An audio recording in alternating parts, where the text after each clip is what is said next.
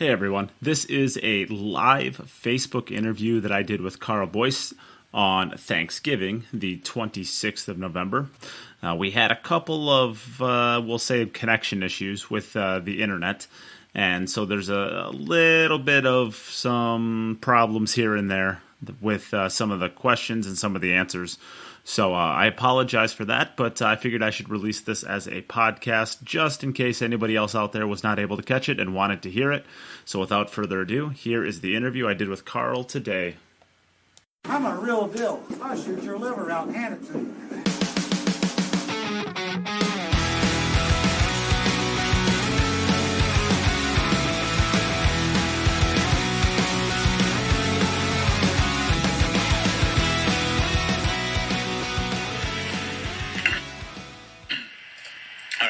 Don't say anything dumb. Or do say something dumb. That could be fun, too. Love you. Oh, I love you, too. I love you, too, Karl. That's so sweet of you. All right. We'll give just a couple seconds for people to join in and hang out if they want to. And if you're tuning in right away, everybody, give a share. Get this out there to your local pool groups if you'd like. Karl's going to be just blasting everybody today. If you saw his profile picture, he is ready to do some flipping off, and he's ready to have some fun. Oh, yes. You ready to make a fool of yourself? Ready to put the U.S. on blast? Put the Europe on blast? We're going to have fun. Huh? Absolutely. Well, Karl, you've been in the bubble for, 6 hours? You ready to punch a wall yet? What time did I get here? Hold on. I got here. I've been here 10 hours. Yeah, 10 hours I've been in the bubble. How long has it felt like? Do you know something? I won't lie. The day has gone so quick because I purposely left a lot of things for me to do today. So obviously, as you know, I scheduled this with yourself. I've done a loose pool with Joey, Emily and Nick. I've had to do some editing. I've had to do loads of stuff. So the day has gone so quick. And you've done it all from your underwear, from your beautiful office. I have. I've got a T-shirt on and I've got European boxers, but I won't show you.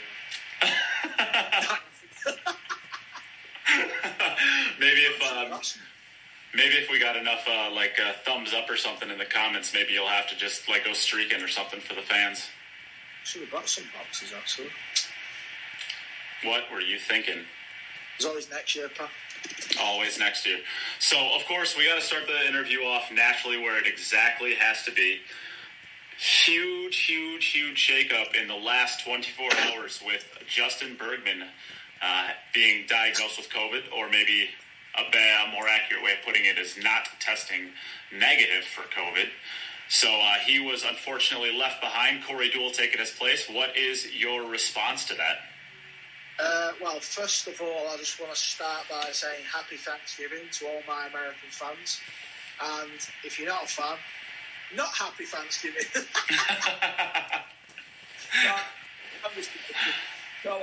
So obviously very unfortunate for Justin Bergman. One of the best players in America, and to miss out the way he has done is a crying shame. And who knows, tomorrow maybe he won't be the only casualty. We will find out very soon. Whoa, that's cryptic. Well, we're all in the bubble, pal, at the minute. We're all sat here, all the Americans, all the Europeans, captains, vice-captains, we're all sat here, and tomorrow we will get results. So tomorrow, stay tuned on social media because maybe there could be more shake-ups. But maybe we will all get negative results and we'll be fine. As long as my 5 guys get negative. That's all that matters, right? Yeah, because I don't really want to be maybe having to get my cue out. I'm a little bit busy for that. Oh, that's a little bit of an insight there. Of course, the American side, we only had 5 players go. Is there a contingency plan that we want to talk about here? No, I'm just joking. There's no way I'm getting my cue out. Are you crazy? Nelly am I getting? Oh, come on. Aren't you, I might be wrong here, but you're like one of the winningest players in Mosconi Cup history, if I'm not mistaken. You're not willing to risk that? If I was playing, then yeah, but obviously I've been out of action, and playing in that type of setup when you've not played any pool would be very daunting. I mean, it's daunting at the best of times, never mind when you could probably beat me now. Well, let's not get carried away. Although I will say this, I made 3 balls in a row 4 days ago. One of them was on accident, but I still think it counts, right, when you're playing 9-ball? Yeah, it definitely counts, probably. Yes. Yes. I got a chance. I could beat the famous Karl. Who knows? I'm not putting anything on it. I might try you some in darts, though. And I know I got probably a significantly less chance of that. But I like darts. That's a fun game. You've been playing a lot of that. Do you know something? At the start of lockdown in England in March, we had like proper lockdown, and I was playing a lot of darts. But the last sort of 2 months, maybe 3 months, because the weather's been okay, I've been golfing a lot, so the darts have been put away. However, I do believe we are having a European versus America darts competition, so I'm well up for that. That one you'll pull out the darts for? Yeah, I'll be practicing. We've got 40 now. How does the US have I can't imagine the US has a chance in that. Do you know something? I played Shane in China a few years back. We was in China playing in a tournament. We went to the exhibitions, and he said he used to play some darts, so we started gambling. Obviously, I drilled him, right? But he was a good player. He was a good dart player. Is he? Yeah, I don't think he would be the best player on USA side, but he was pretty good then. Well, I'm trying to envision a situation where Sky is a good dart thrower, and I can't come up with that. Chris, I just can't see Chris being a good dart thrower. I could see Corey being a decent enough at darts for whatever reason. I don't know why. No, I think maybe Billy might be the second man for the job for darts. Yeah. But anyway, yeah, as you were saying, Justin Birdman, very, very unfortunate. I don't know, what can you say? The kid probably feels okay, and he's like, what the? And he's positive, right? Yeah, there's not much you can do, I suppose, huh? No, it's just, I just hope that, he gets some kind of money. I don't know what's going on with the, Matchroom or the team or something. I think it's very unfortunate if, like, Corey would be taking all his money, right? Yeah. Yeah, that's, who knows? Yeah, I mean, it all goes back, if I'm not mistaken, I think all the players, pretty much you got it from the Texas Open, I think although I'm not totally sure if Bergman was at that one. Okay. But, yeah, I mean, at the end of the day, I mean, you 3 weeks out, you got to hope that, this didn't happen on the European side, although tournaments aren't really open in Europe, so who really knows there if they even had the opportunity if they may have done that. But you got to expect that if you go to a big crowded room with a bunch of people, there's a chance to get COVID out of it. If you dance with the devil, pal. Yeah. So so we can go off of that question. Of course, you and Alex have been prepping now for, you guys were named way back in January or February or whatever, that you guys were going to be the captains. You have been planning for a long time. This is a big shakeup. Does it affect your planning in any sort of way? I guess maybe a more direct way of asking it is, did you guys do a lot of your planning for specific matchups, or did you do a lot of your planning for just the general, this is what we need to do at this time? Yeah, we've just bashed our heads together, and we feel like we've come up with, a format what suits our players and us as a team. And obviously there's no crowd. I actually said in another interview today, I think that's going to make the guys a little bit more nervous because, the crowd kind of drowns a lot of stuff out, even though it can be very, intimidating. Just, you can kind of, hide out there, as crazy as that sounds, because it's so noisy and, you don't really see anybody because it's that busy. But now, obviously, with the players lurking by and the captains, I think that the players are going to feel more heat. But, it's a team match, and I'm sure people listening to this when you're playing on your Tuesday or Wednesday night at league and you've got your buddies watching you and the back arm shaking a bit, it's the same for the pros, and it's the Mosconi Cup, and it's live on telly and on social media and all these other ways you can watch it. And this will probably be the most watched Mosconi Cup of all time, and all the guys know this. And I don't know, it's just going to be weird. I can't wait to see the arena. I can't wait to see how it looks, because I'm used to seeing it with, the tiered seating. So hopefully get a negative test, and then I can start roaming the building and see what's going on, and, get a feel of what's going on, and, speak to the guys. And we're just looking forward to tomorrow. Hopefully we've all got negative results. We can all meet up in the practice room. And for us, that's when it starts then. Because at the minute, we don't know who's going to be there. Yeah. So I think one thing that you said there is actually really interesting, and I wouldn't mind touching on it. You kind of said with the crowd, it maybe is almost easier just to kind of exist in the room, right? I think it's because there's just a ton of ambience. You hear dozens of Europes, you hear lots of USA, you hear lots of drunk fans trying to make really funny jokes, and most of them crash on their face. But the idea is there's a lot of stimulus around you, and it's really hard to center in on any of them specifically.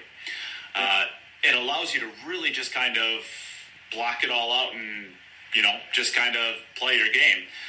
Do you think that this is going to benefit Europe, or do you think it's going to benefit more the U.S., is just having this more or less a level playing field of where you're starting from? I think a few years ago it would have benefited the US guys, just because, Europe went on that big long streak of victory, and I think the crowd did play a big part. It was quite, I remember when I played, some of the things that was getting shouted from the crowd was ruthless, and it put the US guys under the gun. But in London, it was so busy, and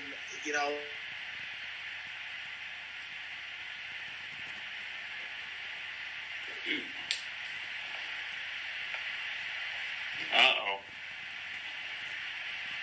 I still got you, Karl?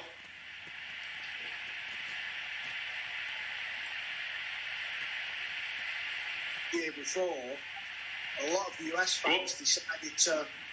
I think I just lost you for about 10 seconds there. Oh, really? I don't know where he was up to then. Sorry about that. I was just rambling on. Will they still heard me, or do I need to go again? Yeah, start it over. Start it over if you would. Sorry about that. Yeah. All right. Yeah, I think. I think once upon a time maybe it would have suited the Americans, just because they lost so many cups on the spin. But I think because they won in London with the big crowd, and then in Vegas last year, it was so rowdy and loud and noisy there. And I think because America won in London, I think a lot more fans decided to show up, and they all come to Vegas. And it felt like the Mosconi Cup was in Europe, because for years European fans have gone there, and the Brits have gone, and everyone's like net friends, and now it's like a bit of a holiday. Each year it's like a tradition where they always go, the fans. And I just think because they did win in London, and then they won the way they did in Vegas, I don't think anyone's got like a benefit from there being no crowd. I think it's just a level playing field, and I don't know, it's going to be really unusual. I mean, a lot of pool tournaments, pool players play with zero crowd anyway. But obviously, the Mosconi Cup has never been that case. But I suppose, when we walk into the arena and get, see what we've done with it, you've got to try and take that in as quick as you can, because it's going to be unique to everybody, right? Yeah, for sure. So I think when people ask me this question, the same question reverse, I kind of say, when you have so many more variables, meaning the crowd, you never know. How many times, especially in London last year, when, Sky would be down on a shot and he'd have to get up off the shot because, a rowdy Europe fan would scream something right when he's about to shoot his shot. And, there's nothing more famous than in the Mosconi Cup, I think, than hearing Nigel go, "Settle down, please, settle down." It's the funniest line. But when you kind of remove all of those variables, I think it really segregates out just the better pool. And I don't think there's too many arguments that are going to be on paper, at least, that Team Europe has the better players, they have the better lineup. Is that something that you guys are kind of looking towards as well? No, definitely not. I mean, the guys, we've lost the last 2 cups, so, we're definitely going into this feeling like we're the underdogs, to be fair, because winning breeds confidence, and, we've got Fedor, who's never played in a cup. Unfortunately, as we've said, there's no crowd, so he's not going to experience that, but he's still going to experience the Mosconi buzz. It's a team event. The way the matches go in the short races, it's like, are you going to win this point? Are you going to lose it? It's so up and down, and you never know what's going to happen. And then Katchi's obviously played in 2, and he's not won a cup yet. But he's a young guy. He's got so much to give to the world of pool. He's a good-looking lad. He's great. He's a great image for the game of pool. And I think he's just been a little bit unlucky, really. He's not quite done it in the doubles, but me and Alex feel like we've got the right formula for that. So I think we're going to see the best of Katchi this year. And yeah, just to be fair, I've been a fan of the Mosconi even before I got into American pool. I've watched it for years, and I just can't wait to watch it. You know what I mean? Yeah, well, let's talk about that, because this is obviously the first year you've been a coach. You've spent you played in your first one. I'm probably going to get this wrong. Was it 2008 that you played your first? 2010. 2010, you played your first one, and you played a total of 4. So between, basically, you said you were watching before you even got into American pool playing it. How many Mosconis do you think you've missed in your career? What, watching? Yeah.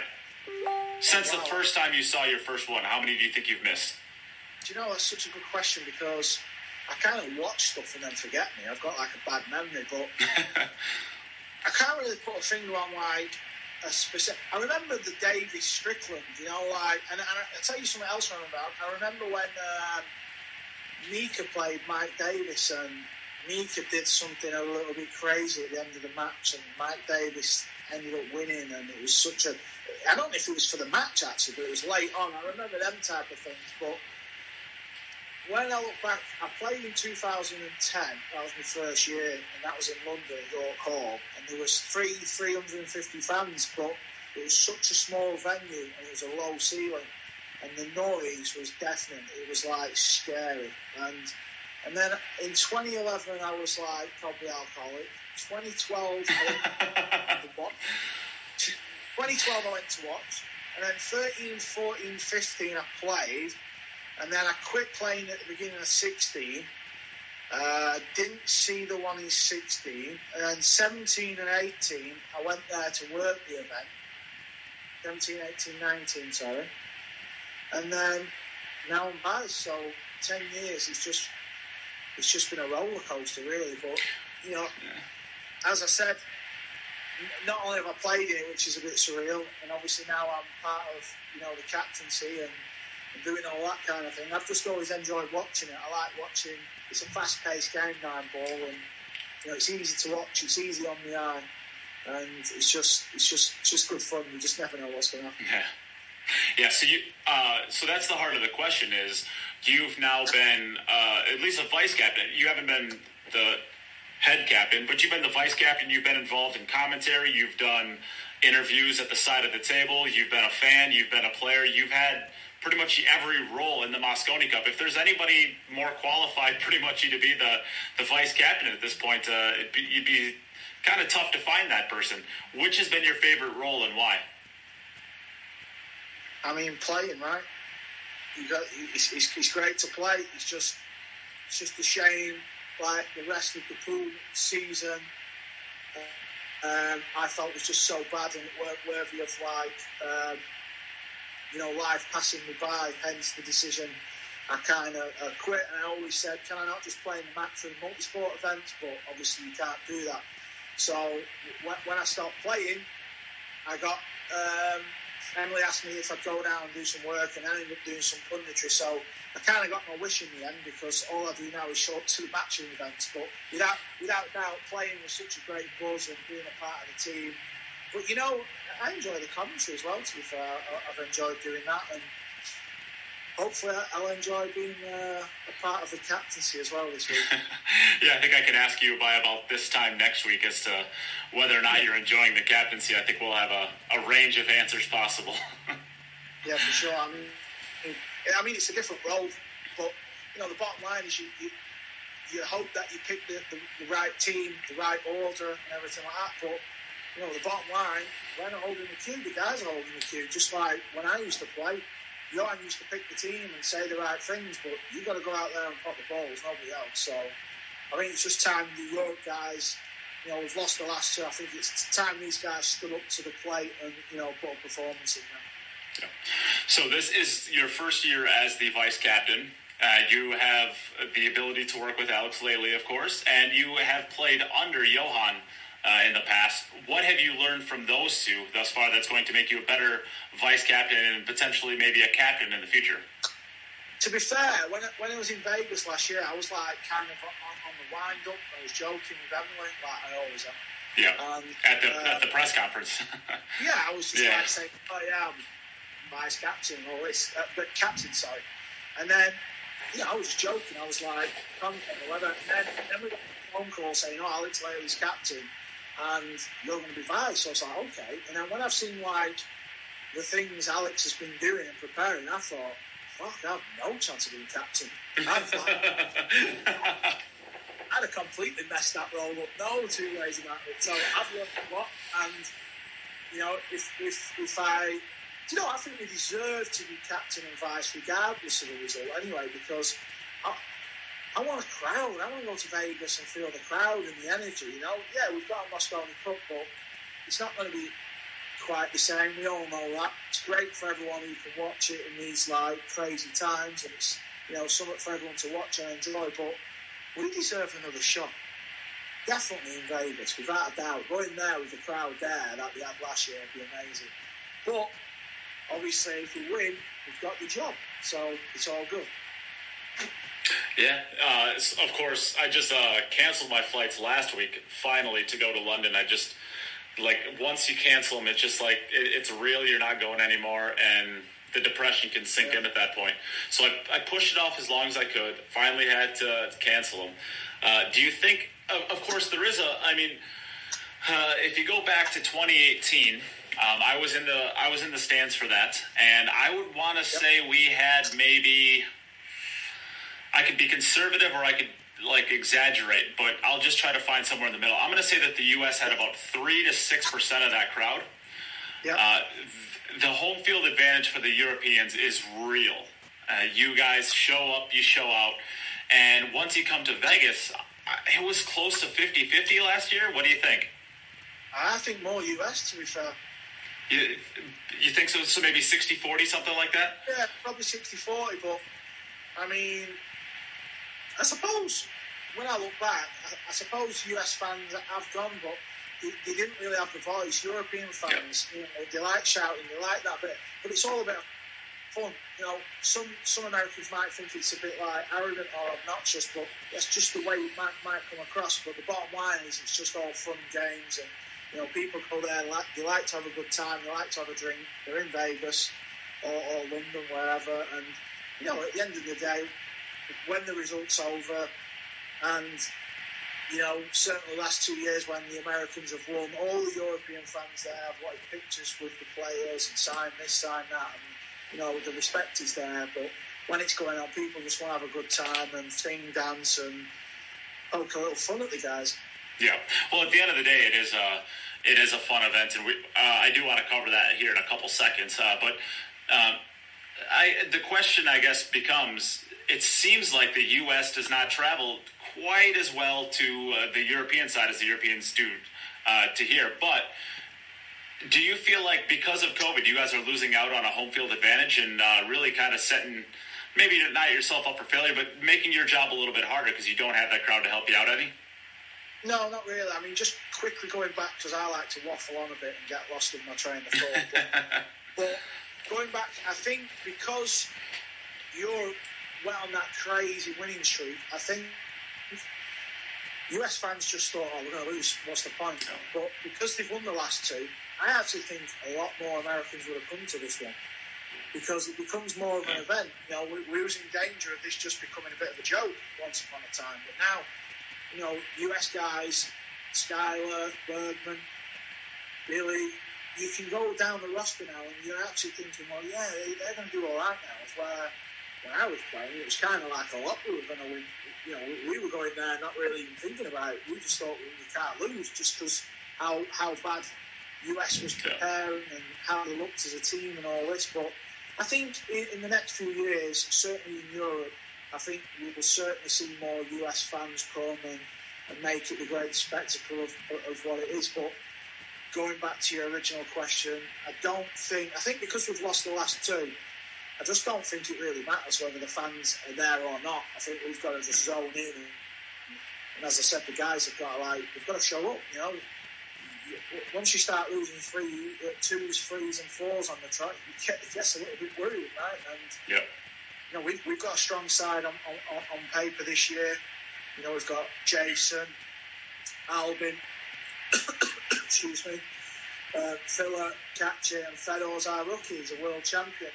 But something about a rookie in the Mosconi Cup, I've always enjoyed it, just seeing how because in pool over the year, you know, Fedor's won the World 9-Ball Championship. In the pool world, if you follow pool, you know how good this kid is. But we've not seen him in this environment. So how good is this kid? You know what I'm saying? Yeah. It's the same for Chris. I was shocked they picked him, but at the end of the day, they've seen something in him that I've never seen the guy play. I just thought he was going to go with like Tyler Steyer, but Jeremy's, you know, he's not a stupid guy. He knows this game inside and out. So they've picked him, and everyone has to start somewhere. Everyone's rookie at some point. So I can't wait to just sit back and watch it. If he can handle it, or if he can't, you know, we will see. Yeah. So the choice to choose Chris over Tyler, of course. Back in 2018, when Johan picked Tyler, the internet kind of erupted as well, and everybody was, "Oh, that's a terrible pick." Blah blah. Well, a lot of it was, "Who the heck is Tyler Steyer?" Right? Yeah. And he comes out right away and he makes a statement by. I'm gonna say. Not only does it make a statement, I think he's the reason the U.S. won that year. They're down 2-0. He's down 2-0 against Niels. Pulls the comeback, gets it to 2-1. They win out the day, and the U.S. ends up going into day 3-2, as opposed to, you know, who knows from there. You're down 3-0. That's pretty tough action. Of course, Chris is going to be able to have that same opportunity potentially. But then you have Filler coming into a team that's just, absolutely stacked. You have world champions, you have major titles all over the place. And everyone knows who Fedor is. Everybody knows exactly what he is. Everybody knows what he's bringing to the table. And while he's a rookie, he has a level of pressure attached to him just because he is who he is, and everybody knows how good he is.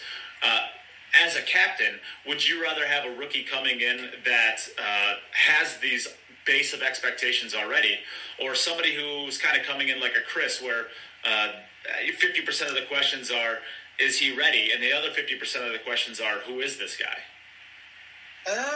It's a good question, but to be honest, because I've played in all the events worldwide, like the World 9-Ball Championships that Fedor won, I've played in that version. And I've also played in 27 when Matchroom had the World 9-Ball. And even though they both had the same name, World 9-Ball, the tournaments were worlds apart. You know, the one in Qatar was quite quiet. But, you know, he closed out that tournament beating, like, some of the world's greatest players. You know, he beat Chang Zhongli in the final, so the kid's got heart. You know, to win the World 9-Ball Championships, regardless of where it is, you've got to have bottle and heart. But he's never played in a Mosconi. When a young guy, when you know, 5.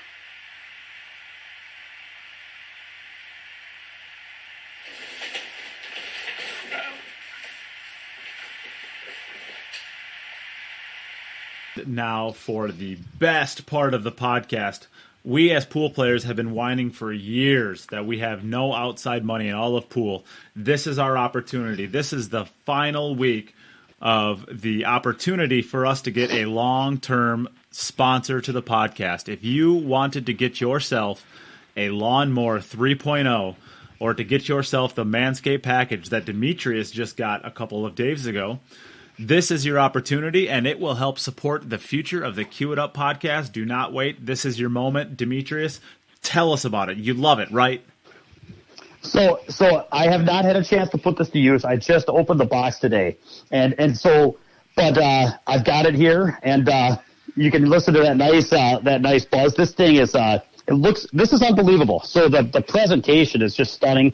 I opened the box. I've got the Lawnmower 3.0 with its little stand and charger, and then I've got these fluid bottles that I'm not really sure. I want to go into depth what they are, but anyway, they get the job done with clear instructions, and it looks really sleek. It's waterproof. It's rechargeable, and I'll tell you what, for people that are, of course, we appreciate the Patreon. I mean, that's a huge step for the people that support the podcast. But I do want to say, for people that are hesitant to make a big donation on a recurring basis, this is a way that you can support the podcast with a one-time purchase where you actually get something that you can use and benefit from. So everybody needs a Manscaped. And so I would say, it's Christmas coming up. We need, how many people do we need to order these to keep the sponsorship going, Nate? 10. Just 10? We need 10. We just need 10 people. Look, there's Christmas coming up. Come on. So if you've been, I don't even want to consider the alternatives of what you might have been using for this type of grooming, but come on, man, it's 2020. You need to get the best in the industry. These guys are specialized. This is like the Revo shaft. This thing is almost carbon fiber. I have a feeling this is dent resistant. Doesn't it look like it? And scissors ain't working anymore. Yeah, this company has the dead nuts on genital grooming. I'm telling you what, it's the dead nuts. Hey, it's a package for a package. Ooh, Rob, I think you just one-upped me. That was pretty good right there. Of course, let's go into some of the reads. When the phone stopped ringing the other day, remember I told you about that? The other day, actually, the doorbell rang. The door? Oh, my goodness. Yes, Rob. and it was a young lady who wanted to share my Lawnmower 3.0. She wanted to try it out, huh? There you go. With me. And I told her I was married and that wasn't going to be possible. But. Well, of course, let's go into our reads. This Manscaped product is now available in the UK. All of the UK people, Chris Alexander, it is available for you now, too. This is the third generation trimmer featuring a cutting-edge ceramic blade to reduce grooming accidents, which I promise you are definitely going to want to limit those as much as you possibly can. This is a great way of doing it. When I tell you this is premium, I mean premium. The battery will last 90 minutes so you can have a longer shave. The waterproof technology allows you to groom in the shower. And one of the coolest features is the LED light, which illuminates grooming areas for a closer and more precise trimming. We've upgraded to a 7,000 RPM motor with quiet stroke technology. And let's not forget this sweet charging stand. Show your mower off loud and proud because this intelligently designed stand is convenient charging dock powered by USB. If you listen to me speak right now, I want you to experience it firsthand for yourself. Oh, yeah, and this can be used. The Lawnmower 3.0 can be used while scuba diving. You know what? I never thought about that, but that is absolutely true, Rob. You can use this scuba diving. If you would like to try it scuba diving, or just in the shower, or just at home, you can get 20% off plus free shipping with the code QITUP at manscaped.com.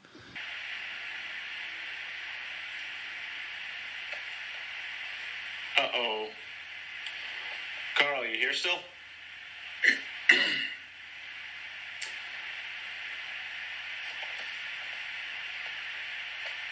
Uh-oh, we will try to get Carl back 1 second.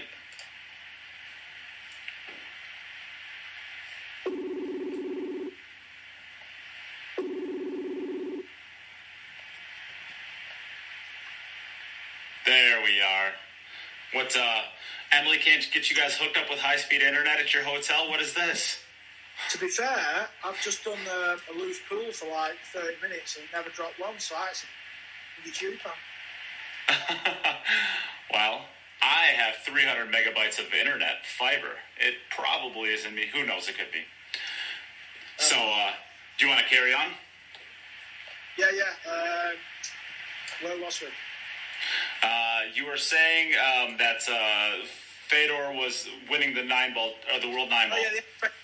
The expectation. So at the end of the day, Fedor, who's obviously won the World 9-ball championships, and Chris has probably never even played in the World 9-ball championships at the end of the day. But you don't have to have a stacked CV to perform well in the Mosconi because it's so unique and so different. But one thing's for certain, Fedor Boyes, he plays pool because of the Mosconi. It's been a dream of his to compete and represent Europe and play in the Mosconi Cup. And, it's time, like I said, it's time for the guys to show up. We've lost the last two. Nobody looks back at how it was won, right? But it's going to be a special event. No fans, 2020 COVID edition. So you've got to embrace it. Yeah, for sure. So, of course, we start out on Tuesday. Tuesday is the first day, December 1st. And we have the team. So you're going to have all 10 players. And then, of course, without going into strategy, what kind of start is Europe looking to get as far as how are we going to get the team out there? Do we want to throw, a rookie like Fedor right out to the Wolves right away, or do we want to kind of ease him in, get him maybe a doubles action with a proven veteran like Albin or Jason? Is there any sort of insight that we can look to as fans to look forward to? Oh, I think Alex might sack me if I start giving him time. And actually, he's in the room next to us. They could probably hear me. Oh, Alex just texted me. Knock it off with those questions. Oh, really? Totally, just kidding. Probably asleep. No, obviously I can't go, too far into it, but there's certainly been lengthy discussions about how we feel, the players should, match up and all these type of things. That's all I'll say. So, but interesting to see what America's going to do. Obviously, the loss of Bergman, they will have had a plan in place. Things, people might say, oh, Corey's just as good or whatever, and, maybe Corey will come and play lights out, but we've still got to, but we're talking about the Mosconi Cup. Yeah, the race to 5. Yeah, it's a different game.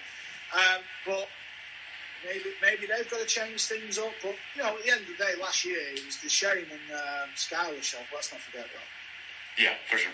So let's take a little bit of a step back to last year now. Of course, you kind of made the joke earlier that you were the, for lack of a better term, let's say the ceremonial vice captain. And it's, I guess if you pay attention to Matchroom Pool and the Mosconi Cup more specifically, there's not really a big question as to why Alex and you are the captains this year. Without throwing the former captain under the bus, do you think that last year was a roster that could have been won with? I think watching it from the stands, I see Shane and Sky getting opportunities that I just felt like the Europe players weren't kind of put themselves, they weren't set up for success, maybe is what I should say. Looking back at last year, did you see any coaching deficiencies that could have been addressed? It was well documented. Alex Kazakis didn't. Are we there? He went again then. Yep, we're here. You're good. Yeah, obviously, like Alex Kazakis didn't play quite as good as he can. Niels weren't really at the races. So it was tough learning, and I've been there. I've played in arenas when you're not quite feeling it, and it's tough. We've seen Shane over the years not play great pool in the Mosconi. Mr. America, 5-time US Open champion. So if he struggles in that arena, it just shows that how tough it can be. But I don't know. It's just, as I said before, I just want to get a negative test, pal. I'm sat here. I've been locked down since March, like the rest of the world. Right? I'm sat here now. What time is it? It's 20 to 10 at night. I want to wake up tomorrow, right? Hopefully get a text or whatever happens, say you're negative, and then go down from the vegan breakfast, yeah, and just have a walk around, and then it starts. That is when the Mosconi Cup starts for me. We can go in the players' room, all the lads are there. We can put the practice in, get the right doubles practice going who we want to match up, and have a laugh. You've got to have a laugh, Pat, because you never know when your time's up. Yeah. So I think that's a good place to take it from there. So, of course, you have not had the ability to work not only in person with any of your players, but you haven't even had the opportunity to get them in the same room to work together as a team. You now have, I guess, 5 days to try to shove an entire year's worth of training into. What are some of the things that you guys are going to be focusing on as a team to try to get your team ready for the first match on the 1st? Yeah, I mean, as you said, we've got 5 days. Not 5 full days because Matchroom will want us to do media stuff and things like that. So the practice in the practice room has got to be quality. You can't just be like, yeah, you just go and hit some balls and all that. And the Mosconi Cup is so much emphasis on the doubles play. So we'll be focusing on that and getting the shot clock dialed in because, a lot of people don't realise the shot clock. Some guys it don't really affect if they play naturally quick. Some guys play a little bit slower. But whatever speed you play at, you've got to be aware of that shot clock. And I think it's 30 seconds this year. So, that's fast. You've got to be, you've got to get your eyes on that type. That's Earl Strickland territory. Yeah, you've got to be like, in doubles play, you've got to understand if you've used your extension. You've got to make sure you're telling your partner if he's got 15 seconds left, and all these little things. Just little things like that. If it's a jump shot and it's round the other end of the table, take all your cues with you and just throw them to the side. And just all these little things, really. There's not much else you can really work on. The guys are professional pool players. At the end of the day, they've all won tournaments. Everyone in the American team have won tournaments, and they all prepare how they prepare. So, we would like to think all 10 guys have come here well practiced and, ready for the practice room and ready for battle. Yeah. If anybody here that's watching along with this has any questions, feel free to put them in the comments. We will ask them to Karl, assuming they're PG-13. Don't ask to see his boxers. He probably won't. Oh, maybe he would show those. Who knows? Feeling a little frisky? If you subscribe to my YouTube channel, I'll show you the boxers. The YouTube channel, the OnlyFans channel? OnlyFans. So, of course, we can move on from there.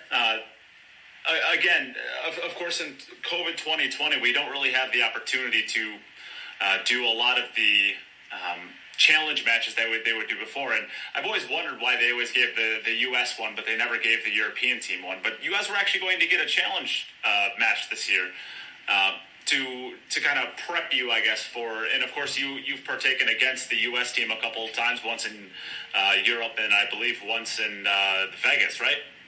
Yeah, down the line. And because you just have the heart of a champion, even if you haven't hit a ball in 4 years, No, I think the challenge matches were great for America because it was all about trying to just get you play one event a year, what's team, so. And because they were struggling for many years, it was a case of, let's try and get them in a match so they get a feel of it.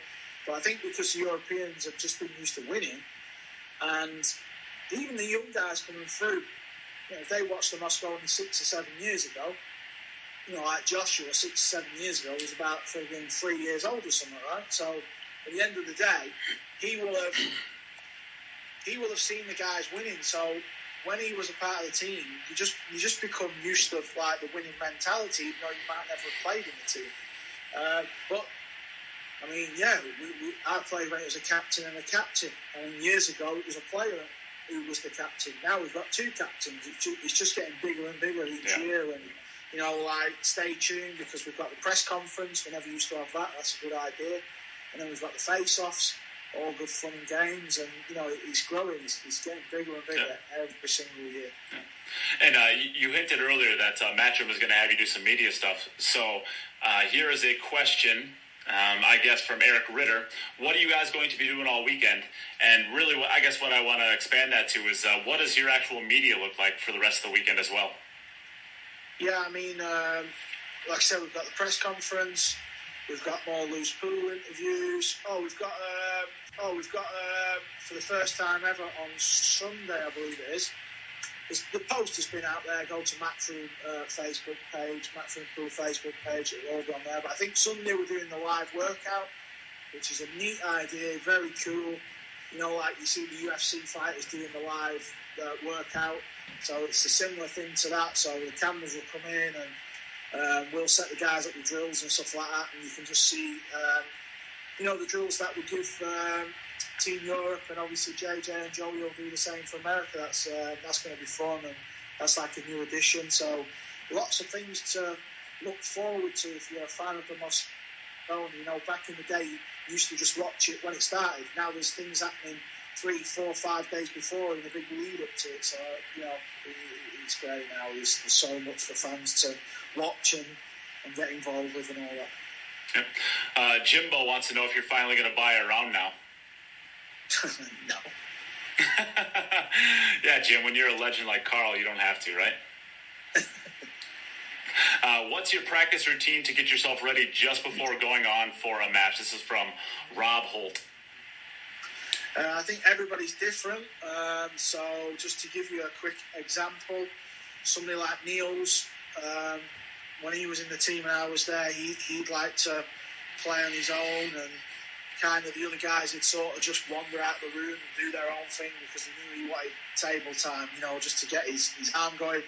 I was a little bit different. I'd kind of just hit a few balls, and I'd be more like just sit down and relax and just more live in the moment type. So I think each individual person is different, really. Yeah. From Claire, my friend Claire, sad to see they had to cancel the Spots and Stripes, or the warm-up match. Spots and Stripe was ready to host again. Yeah, it's a shame, but unfortunately, you know, with what's going on this year, I think we should just be happy we're going to get to watch some pool. Yeah, that's a pretty good way of putting it. From Paco Pitcow, I don't know if I pronounced that right. What do you think of the mullets? And are those going to be gone, by the way? Well, I don't know. I mean, I've not seen them up close and personal. I've seen a few little snippets on the videos the guys have done. One thing's for certain, if they've brought the mullets, they are lucky there's no crowd. Hey, they would have, honestly, drilled. Oh, I think Jim would have had a lot of fun. I think the rowdy crowd would have had a lot of fun with those. Yeah, I mean, maybe it's a trend thing, and maybe you would have seen a lot of Europeans order mullets online. Yeah, I was going to say, it seems like a Joe Dirt costume. I mean, in 2010, my first year, I had a little bit of a mullet, but it was like European style, cut in small, cool mullet, not like the Skylar mullet. So not the hillbilly mullet. Oh, but whatever, it's his hair. Yeah. So I guess that was all the questions it seems like everybody has out there. We'll get you out on one more question. Oh, Jim Telfer said he had mullet songs ready to go. Yeah, I knew he'd be up to something. Sure. One thing is for sure, next year in Vegas, it goes off. Forget this year's, right? It's on, no fans. Next year, you best get your tickets booked for next year, because the way this lockdown's going, it's probably going to be summer next year with a bit of luck before things kind of get back to normal. So people will be gagging. Vegas, it goes off. Yeah. So, all right, we will ask you one more question on our way out here. What is your prediction for not only day one, but overall? So, day one and overall. I think day one we win 3-2. And I think overall we win 11-7. And I am so glad you are a Joshua Filler fan with your German flag, Justin. Of course. So, perfect question. Who do you think takes the MVP?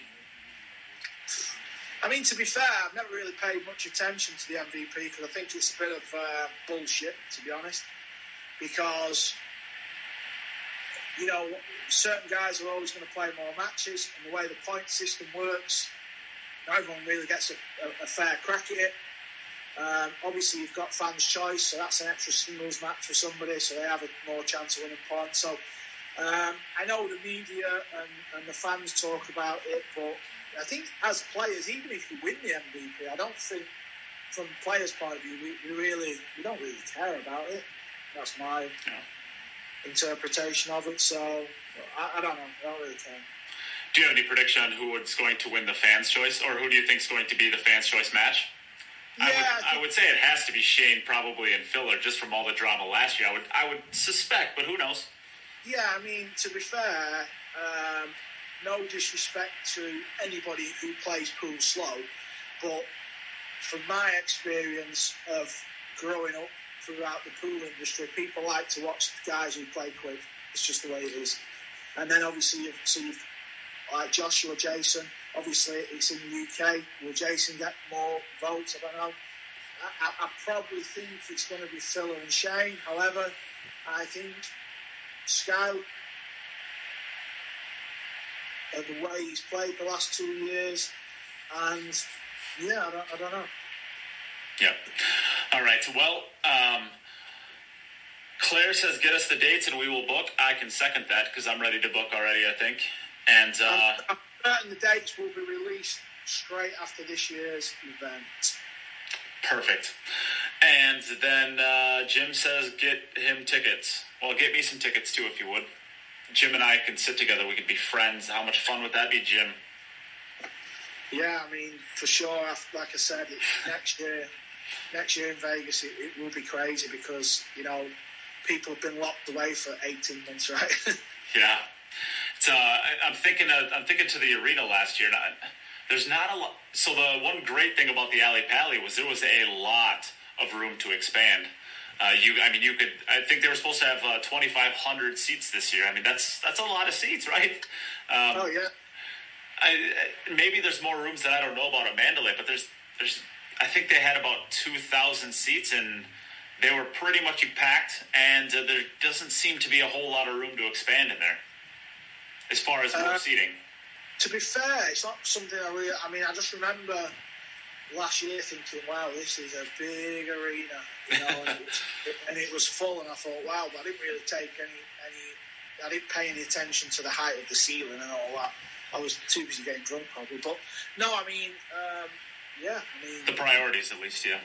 Yeah, but I mean, maybe, like you said, maybe, you know, more people will want to go because of the situation everyone around the world's been in. So maybe it could be 5,000 seats.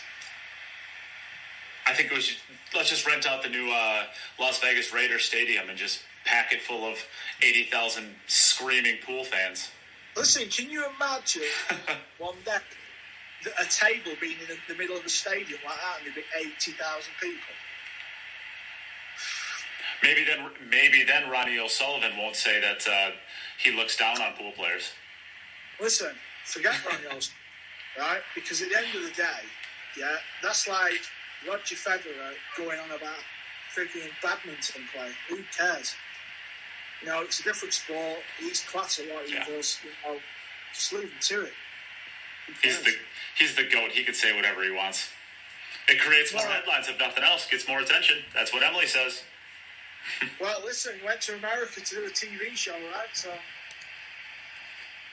Yeah. All right. Well, I think we could probably wrap this up there, unless you have anything else you'd like to say to the fans. No, just everyone stay safe. Happy Thanksgiving, and tune in over the next few days for everything that's going to get released on social media. As I said, we've got the press conference, the live workout, loads of other fun stuff, and get ready for the show. Let's go. I'm sold in. Next Tuesday, I know where I'm going to be. I'm hosting a watching party too. We are going to be. Yeah. And let's just hope tomorrow, when everyone wakes up, everybody who's made the journey to the Rico Arena is negative. Otherwise, the shit's about to hit the roof. Let's hear your pool cue case. Let's see what you got over there. To be fair, it's in the car. Perfect. All right. Well, thanks, Karl. It's always a pleasure. I'll not quite be rooting for you, but I'll be rooting for your sadness. German players. I'll be rooting for Joshua, apparently. Okay, good to speak to you guys. Yep. All right. Cheers, Karl. See you later. Thanks for tuning in, everybody. See you later. Bye-bye.